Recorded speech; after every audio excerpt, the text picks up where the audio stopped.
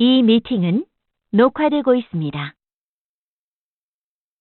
네. 20일 강 들어가겠습니다.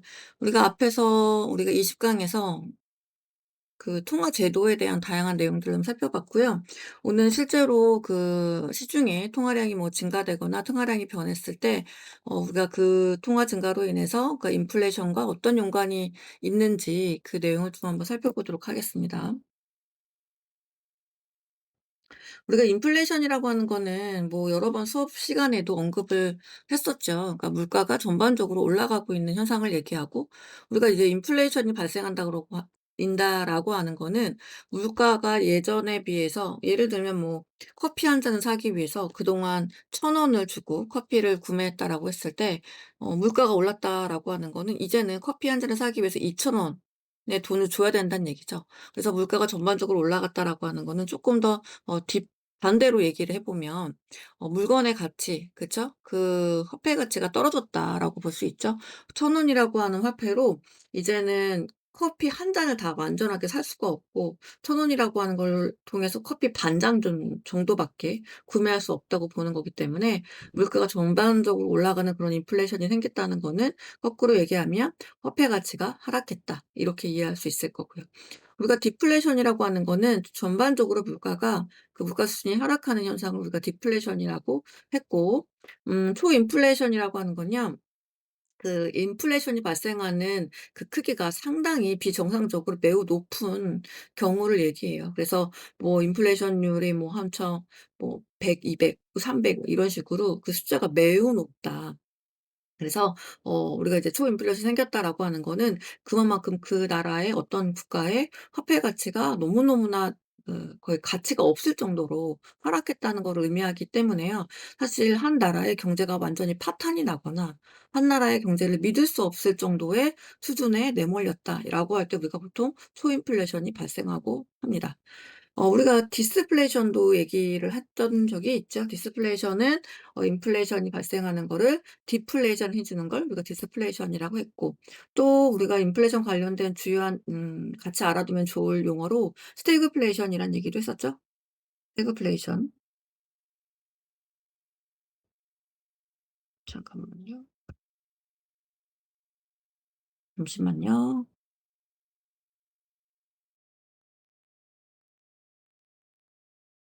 음. 스태그플레이션이라고 하는 거는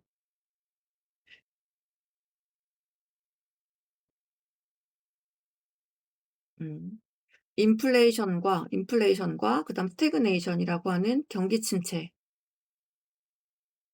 경기 침체와 물가 상승, 이 동시에 일어나는 현상을 누가 스태그플레이션이라고 했었죠. 우리가 인플레이션 관련된 중요한 용어들이 몇 개 있으니까 한번 기억해 두시면 좋을 것 같고, 우리가 일반적으로 인플레이션에 관련된 여러 가지 주장과 이론들이 우리 이제 세계도 그렇고 경제학을 공부하면서 많이 소개되고 있어요. 그런데 우리가 인플레이션에 대해서 여러 가지 이제 입장들 중에서 우리가 대표적으로 많이 다뤄지고 있는 입장들을 보통 주장한 어떤 학파가 있고, 우리가 여기 보면 고전학파라고 해서 소개되고 있는 학파가 있습니다. 고전학파의 대표적인 학자는 아담 스미스가 대표적인 학자고요. 그러니까 말 그대로 과거에 이제 아주 오래된 그 시기에 이제 경제를 좀 분석하고 설명해낸 어떤 아담 스미스를 중심으로 해서 아담 스미스의 이론을 쪼끔 더 뒷받침하면서 그 근간을 이제 두고 뿌리를 두고 쭉 그 후대에 다양한 이제 경제학 관련된 이론들을 전파하고 있는 하나의 경제학적인 어떤 어 학파 중에 하나다, 이렇게 이해하시면 될 것 같아요. 고전학파와 조금 대비되는 학파가 있는데 우리가 뭐 케인즈 학파 이렇게 볼 수 있고, 보통 고전학파와 케인즈 학파가 조금 약간 양대 산맥처럼 이렇게 좀 많이 등장해서 경작에 소개되고 있는데요. 아무래도 고전학파는 조금 자유주의 사상에 입각한 어떤 이론들이 많이 이제 소개되고 있고요. 케인즈 학파 같은 경우에는 물론 자유주의 거래, 자유시장주의라고 하는 것들을 조금 당연히 이제 근간으로 하고 있긴 하지만 그 안에서 조금 더 정부의 정책적인 개입, 좀 더 적극적으로 경제 현상들을 참 잘 조율하기 위한 정부의 역할들을 좀 강조하는 그런 방향성들이 쪼끔 있다. 그래서 크게 우리가 두 학파의 어떤 흐름으로 우리가 경제학적인 어떤 설명과 어떤 그 방향을 설명하고자 하는 그런 주장들이 좀 있다. 이렇게 이해하시면 될 것 같아요. 어쨌거나 우리가 이제 고전학파, 대표적인 고전학파는 뭐 아담 스미스라고 얘기를 했고요. 아담 스미스의 어떤 일반적인 그런 사상, 즉 시장주의하고 자유 거래 이런 것들을 이제 가장 근간으로 보고 있는 그런 고전학파 이론들이 이제 지금 시대에 쪼끔 더 적합하게 지금 시대를 잘 설명할 수 있는 이론으로 발전해서 다양한 주장들을 하고 있고요. 그중에서는 인플레이션에 관련된 어떤 설명이나 뭐 이론들도 있어요. 우리가 이제 고 이론들을 이 수업 시간에 한번 확인해 보려고 합니다. 고전학파의 이론 중에서 화폐 수량설이라고 하는 게 있어요. 화폐 수량설이라고 하는 것도 있고, 그리고 장기적으로 그 물가 수준이라고 하는 것이 인플레이션에 어떻게 영향을 미치는지, 그리고 인플레이션율에 미치는 영향에 어떤 것들이 결정적인 영향을 주고 있는지, 그런 물가 상승과 그런 물가 상승에 영향을 미치는 결정 변수들이 뭔지, 이런 것들을 우리가 고전학파에서 다양하게 다루고 있다. 이렇게 볼 수 있고요. 우리가 인플레이션이라고 하는 거는 당연히 인플레이션이 발생하면 그 경제 전체에 영향을 미치기 때문에, 그럼 인플레이션이 어떻게 경제에 영향을 미치고 있는지, 그리고 어떻게 보면 인플레이션은 약간 화폐적인 영향이잖아요. 그래서 그런 교환의 매개 수단인 화폐라고 하는 것이 어떻게 인플레이션에 영향을 미칠 수 있는지 등등도 우리가 이런 이론들을 통해서 조금 더 광범위하게 이해할 수 있도록 살펴보도록 하겠습니다. 우선은 이 기본적으로 우리가 인플레이션에 관련된 여러 이론들을 이해하기 위해서는 우리가 기본적인 개념이 좀 있어야 돼요. 먼저 화폐 수요라고 하는 개념들을 좀 이해할 필요가 있고, 화폐 수요라고 하는 거는 우리가 경제학 즉 거시 파트에서 화폐 수요를 표현할 때, 우리가 일반적으로 미시경제학 파트 공부할 때는 수요를 디맨드 D라고 했잖아요. 우리가 화폐 수요라고 하는 건 MD 요렇게 표현을 해요. 뭐 혹은 MD 이렇게 쓰기도 하고, 그래서 이거는 화폐 수요를 나타내 주는 기호다 이렇게 볼 수 있어요. 그럼 화폐 수요라고 하는 거는 사람들이 얼마나 많은 그 재산이라고 하는 거, 자산을 유동성이 가능한 형태로 보유하려고 혹은 보유하고 싶어 하는지를 보여주는 개념이라고 볼 수 있어요. 그러면 우리가 재산이라고 하는 거는 다양한 형태로 가질 수 있잖아요. 그냥 뭐 부동산 형태로 가질 수 있는 것도 있고, 뭐 주식 혹은 채권의 형태로 내가 재산을 이렇게 보유할 수도 있는데, 우리가 그 화폐, 즉 유동성이 되게 좋은 거, 우리가 지난 시간에 통화에 대한 설명을 하면서 가장 유동성이 좋은 화폐라고 하는 거를 뭐 현금 혹은 뭐 현찰, 뭐 지폐, 동전 요렇게 얘기했었잖아요. 그다음 뭐 유동성이 얼마만큼 좀 덜하냐에 따라서 우리가 화폐를 좀 이렇게 다양하게 구분해서 이렇게 설명하고 있었는데, 그러면 우리가 이렇게 자기가 가지고 있는 재산 혹은 뭐 자기의 자산이라고 하는 거를 유동성이 쪼끔 더 쉬운 형태로, 혹은 이제 현찰이나 뭐 현금이나 뭐 지폐나 그럼 요런 식으로 우리가 이런 걸 이제 고런 형태로 유동성이 되게 좋은 형태로 보유하고자 하는 거, 그런 성향을 우리가 이제 화폐 수요라고 얘기할 수 있어요. 화폐 수요를 결정지을 수 있는 요소는 되게 다양하죠. 신용카드의 활용도, 혹은 현금 인출기가 얼마만큼 우리 주변에 많은지, 이자율이 높고 낮은지, 물가 수준에 따라서. 우리가 뭐 신용카드의 활용이 아주 잘 돼 있다 그러면 실질적으로 우리가 유동성이 되게 높은 화폐를 가지고 있을 필요가 없거든요. 그리고 반대로 시중에 현금 인출기가 되게 많다 그러면 직접적으로 그 현금 인출기를 통해서 현금을 뽑아 가지고 내가 화폐를 직접적으로 이제 수유하고자 하는 유동성이 높은 현금으로서, 현찰로서 그 화폐를 보유하려고 하는 그런 화폐 수요가 되게 높겠죠. 그러니까 이런 것들도 화폐 수요를 결정짓는 요인이다 이렇게 볼 수 있어요. 그다음 우리가 물가가 또 높으면 높을수록 화폐 수요량은 증가할 수 있거든요. 물가가 이제 높다는 거는 그만큼 화폐를 통해서 우리가 무언가를 이제 사거나 이랬을 때 아무래도 화폐를 이제 많이 소비하거나, 그죠? 그런 것보다는 조금 가지고 있으려고 하는 성향들이 조금 많겠죠. 그다음 우리가 그 수요 곡선이라고 하는 거를 요거는 화폐 수요 곡선을 얘기하고 있어요. 그래서 화폐 가치에 대한 우리가 수요 곡선으로 표현해 보면 뒤에 그래프로 통해서 알 수 있는데요. 보통 화폐 수요 곡선은 화폐 가치에 대해서 반비례하는 형태, 즉 그 우하향하는 형태의 모양으로 이제 그려집니다. 우리가 이제 여기다가 제가 좀 직접 그려 본다 그러면요.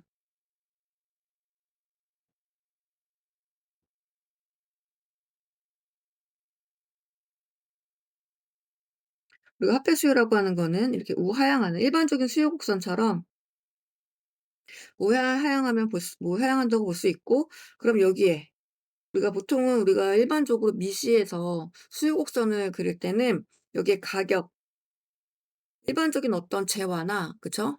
산출물에 대한 가격적인 표시로 표시를 하잖아요. 근데 우리가 여기는 화폐에 대한 가격을 표시해 줘야 되겠죠? 그래서 화폐에 대한 가격을 표시할 때는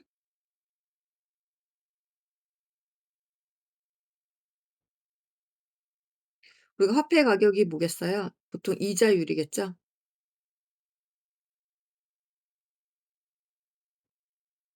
화폐 가격에 대해서 화폐 수요 곡선은 우하향하게 그릴 수 있고요.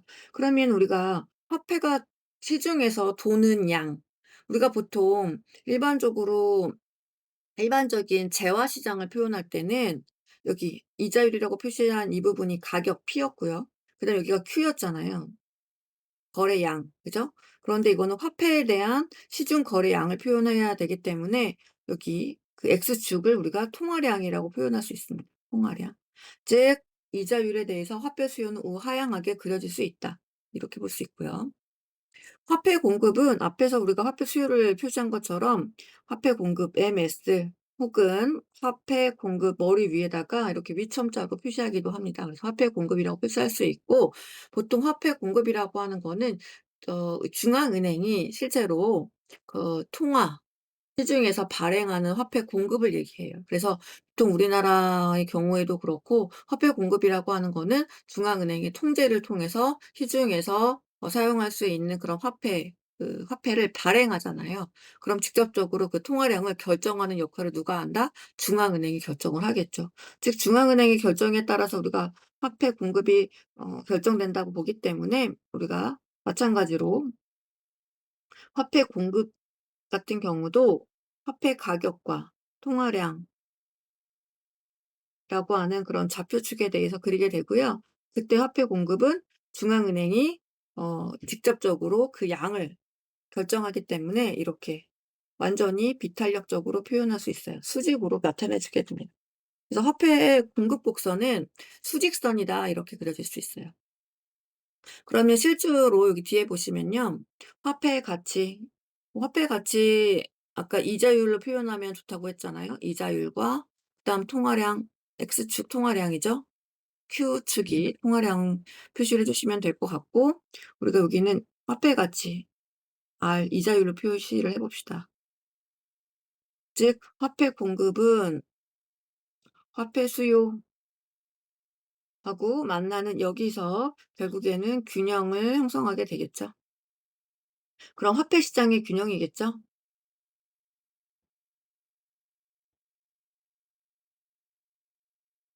균형점 A점이 될 거고, 그럼 이 균형점에서 결국 죄송해요.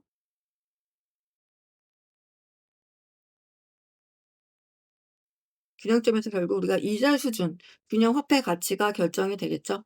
그러면 시중에 화폐 공급이 얼마나 많은지 그리고 화폐 수요가 어떤지에 따라서 결국에 그 두 선이 만나는, 그죠? 두 곡선이 만나는 점, 그 점이 균형이니까 이 균형점에서 우리가 균형 물가 수준이라든지 혹은 균형 화폐 가치 그리고 어떤 그 시중에서의 통화량이 결정될 수 있다. 이렇게 이해하시면 될 것 같아요.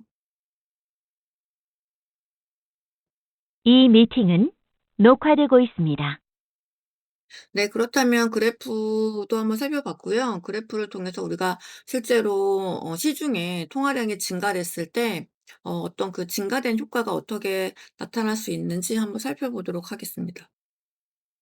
우리가 시중에 통화량이 증가한다는 거는 뭐 여러 가지 방식으로 통화가 늘어날 수 있다라고 하는 거를 가정할 수 있는데요.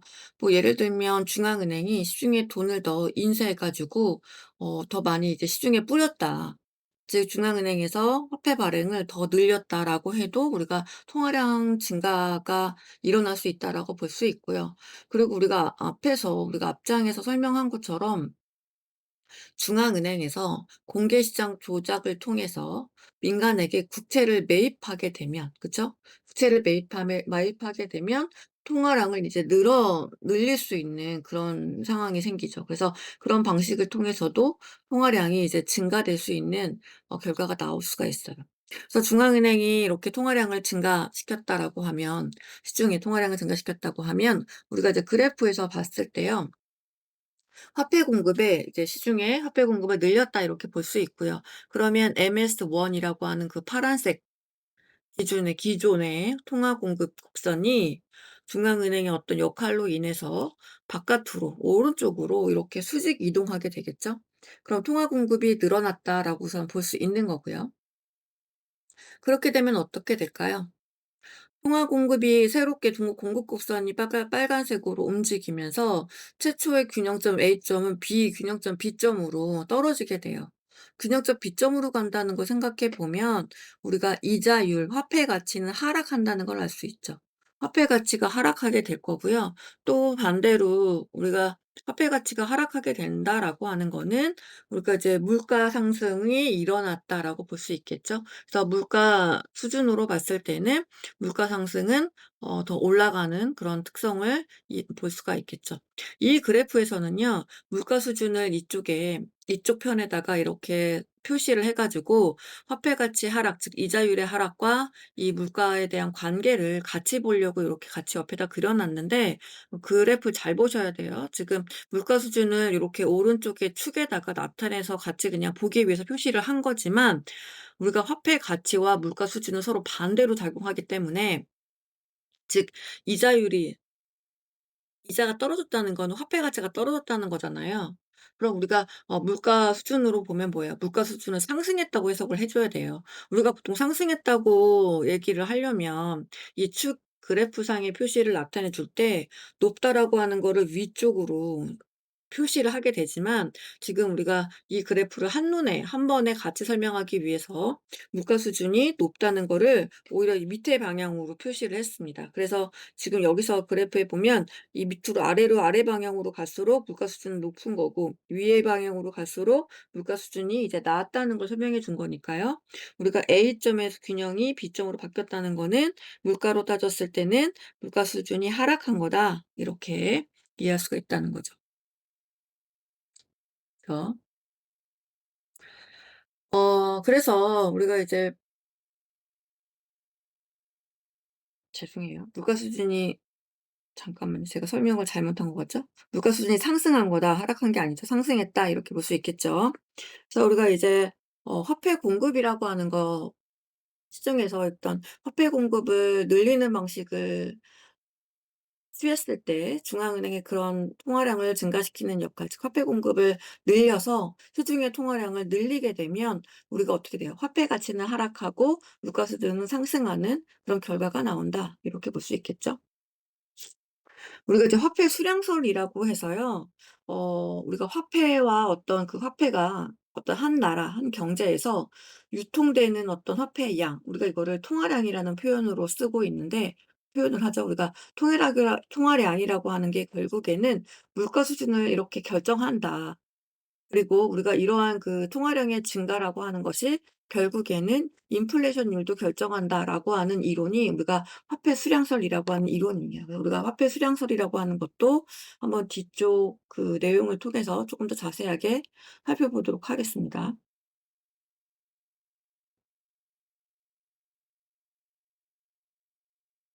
이 미팅은 녹화되고 있습니다. 네, 이번에는요. 화폐 공급이 앞에서 얘기한 것처럼 그렇게 변했을 때 실제로 그 경제에서는 어떠한 영향들이 발생하게 되는지, 그 일련의 과정들을 조금 연결해 가지고 이해해 보도록 하겠습니다. 우리가 앞에서 설명한 것처럼 만약에 뭐 시중의 통화량이 증가되는 일이 생긴다 그러면 그 얘기는 뭐예요? 뭐 화폐 공급이 늘어남으로 인해서 시중에 화폐의 이제 통화량이 증가하게 되는 경우가 생긴다 그러면 실제로 그런 영향들이 어떻게 다른 그 경제에 영향을 미칠까라고 하는 걸 한번 예상해 보면 좋겠죠. 그래서 우리가 통화량이 증가될 때라고 하는 거는 아마 갑자기 우리가 아까 그래프 잠깐 보면서 설명을 해 보면요. 우리가 통화량이 증가되기 전은 균형점이 A점이었어요. 그런데 화폐 공급을 늘려요. 시중에 화폐 공급을 늘리면 결국에는 통화량이 증가하게 되는 상황이 생기죠. 화폐 공급이 증가한다는 거는 사실 화폐 공급이 증가하기 전에는 A점의 균형이었고 A점의 균형일 때는요. 화폐 수요도 A점에서 이루어졌었어요. 그럼 사람들이 개인들이 생각했을 때 내가 A점에서 기존의 화폐 공급 안에서 수유하고 있는 화폐 수요량이 한 M1 정도의 화폐 수요량이겠죠. 당연히 A점이 균형점이니까. 여기가 수요 공급이 이루어지는 일치되는 점이잖아요. 그러면 요 정도의 화폐 수요가 필요했었었는데 시중에 갑자기 화폐 공급이 늘어난다는 건요. 우리가 얘기해 보면 내가 소비하려고 하는 화폐 수요보다 가지고 있는 시중에 이렇게 뿌려진 화폐 공급이 더 크다는 걸 설명하는 거잖아요. 그쵸? 그 얘기는 우리가 어떤 사람들의 어떤 화폐 수요의 크기보다 시중에 화폐 공급이 더 많아지는, 즉 화폐에 대한 초과 공급이 발생한다는 뜻으로 이해할 수가 있단 말이죠. 그래서 우리가 화폐에 대한 어떤 초과 공급이 발생하기 때문에 화폐가 그러면 더 많이 시중에 돌고 더 많이 이제 공급되어 있는 상태라고 하면 결국 어때요? 어 화폐를 초과해서 가지고 있는 보유분이라고 하는 거를 결국 사람들은 어떤 재화나 서비스를 구매하는 데 사용할 수가 있겠죠. 그러다 보니까 우리가 화폐에 대한 초과 공급이 발생한다는 건, 즉 수요보다 공급이 더 많은 상황이 생긴다는 거는 그 화폐를 소비하기 위해서 우리가 재화나 서비스에 그 화폐를 오히려 쓸 것이다 라고 보고, 우리가 화폐 초과 공급이라고 하는 건 결국 재화나 서비스에 대한 수요를 증가시킨다라고 볼 수 있어요. 또 더욱이 재화나 서비스에 대한 수요가 증가되는 것뿐만 아니라요. 어떤 내가 가지고 있는 그런 초과 보유분의 그 화폐를 예금할 수도 있고, 그죠? 은행에다 오히려 거꾸로 가지고 있지 않고 또 예금할 수도 있고요. 그리고 뭐 채권이나 혹은 주식을 사거나 이렇게 투자에 사용할 수도 있어요. 우리가 또 재화나 어떤 그 서비스에 대해서 그 "수요가 증가할 수 있다."라고 했잖아요. 그러면 재화나 서비스에 대한 수요가 증가한다는 거는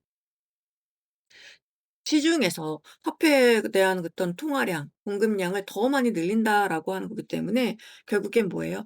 이렇게 어떤 뭔가를 더 많이 사고 화폐에 대한 공급이 많으면 많아질수록 시중에 내 물가는 오히려 상승하게 한다라고 했었잖아요. 그래서 오히려 이러한 현상은 다시 한번 어 시중의 물가를 또 올리는 그런 인플레이션을 유발한다, 이렇게 볼 수 있어요. 그러면 우리가 시중에 물가가 올라가는 또 인플레이션이 생긴다라고 하는 건 결국에는 뭐예요? 또 물가가 상승하는 현상을 만드는 거기 때문에 물가가 올라간다는 건 어떤 거래함에 있어서 이 기존보다 더 많은 돈을 필요로 해야 한다. 더 많이 돈이 소요된다라고 하는 거를 알 수가 있겠죠. 그 얘기는 또 다시 화폐에 대한 수요를 증가시킬 수가 있겠죠. 물가가 올라가기 때문에 모든 거래를 할 때는 기존보다 더 많은 돈을 써야 되는 거고, 그 얘기는 우리가 기존보다 더 많은 화폐 수요가 늘어날 수가 있다. 그러면 결국에는 통화량 증가라고 하는 거는 화폐의 초과 공급을 만들고 재화 서비스에 대한 수요를 늘리고 그로 인해서 물가가 올라가고 또 그로 인해서 화폐 수요가 증가되는 원인 결과를 또 유발하고, 그쵸? 그렇게 되면서 또 새롭게 균형이 도출되는 그런 어떤 조정 과정이 생길 수 있다, 이렇게 볼 수 있다는 거죠. 이제 뭐 요게 요 부분은요. 고전학파가 우리가 지금 고전학파의 어떤 그 논리를 어떤 그 화폐 수량설이라고 하는 걸 좀 살펴봤는데, 이 고전학파의 이제 이분법이라고 하는 거는 그 고전학파 같은 경우는 경제 분수를 조금 실질적인 변수와 명목 변수로 구분해서 우리가 어떤 그 화폐에 대한 그 설명을 좀 하려고 하는 그런 논리를 적용시키고 있어요. 또 그 부분을 설명하는 부분이거든요. 그래서 이걸 한번 살펴보도록 할게요. 부둔학파 같은 경우에는 어떤 변수를 볼 때 '이거는 경제 변수다.' 혹은 '아 이거는 이제 명목 변수다. 이거는 실질 변수다.'라고 나눠 가지고 마치 이제 하나의 경제 변수이긴 하더라도 이걸 이분법적으로 나눠서 좀 보려고 하는 그런 좀 입장이 좀 강하거든요. 그래서 명목 변수라고 하는 거는 고전학파가 설명하는 명목 변수라고 하는 건 어떤 것을 이제 화폐 단위로 측정되는 변수를 얘기를 하고요. 실물 변수라고 하는 건 실물의 단위로서 그 어떤 그 재화라든지 어떤 그런 그 서비스의 크기라든지 이런 거를 실물의 단위로 측정하려고 하는 걸 얘기한다고 볼 수 있어요. 우리가 이제 이렇게 설명하면 조금 이해하기가 어렵잖아요. 뭐 예를 들어 좀 설명을 해 보면 예를 들어서 어떤 옥수수를 생산해요. 그러니까 쌀을 생산하는 농부가 있다. 우리가 뭐 쌀이라고 하는 거는 그 실질적으로 쌀을 한 가마 두 가마 이렇게 얘기를 하잖아요. 그러면 쌀이라고 하는 거를 내가 뭐 한 가마를 생산을 해요. 한 가마를 생산을 해서 그걸 팔아서 어떤 소득이 만들어졌다라고 하면 우리가 쌀 한 가마니라고 하는 거를 우리가 화폐 단위로 측정한다 그러면 그거는 뭐 "쌀 한 가마니에 예를 들어서 10만 원이다."라고 하면은 10만 원이라고 하는 그 쌀을 가격적인 평가로 할 수 있잖아요. 그러면 쌀이라고 하는 거를 10만 원이라고 하는 화폐 단위로 그걸 측정하게 되면 우리가 이거를 명목 변수다라고 보는 거죠. 그럼 쌀은 10만 원이다. 쌀 한 감에 10만 원이다라고 하면 쌀에 대한 10만 원의 가치로 화폐 단위로 측정을 하니까 우리가 이거는 뭐예요? 똑같은 어떤 쌀이라고 하는 재화에 대해서 그것들을 그 가치를 평가할 때 화폐 단위로 볼 때는 10만 원. 그리고 이건 우리가 요렇게 읽을 때는 이거 명목 변수로 그걸 해석을 한다. 이렇게 본다는 거고요.